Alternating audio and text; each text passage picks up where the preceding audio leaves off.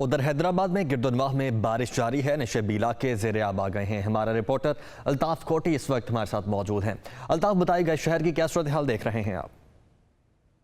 جی، جس طرح آپ نے معلوم کیا ہے کہ حیدرآباد کی برسات کے اندر کیا صورتحال ہے، تو میں یہ بتاتا چلوں کہ کل شام 5 بجے سے حیدرآباد میں تیز موسلادھار بارش اور ہلکی، اور یہ سلسلہ ابھی تک جاری ہے۔ میرے عقب میں آپ کو نظر آ رہا ہوگا شہر کے ہر نشیبی علاقے کے اندر پانی بھرا ہوا ہے۔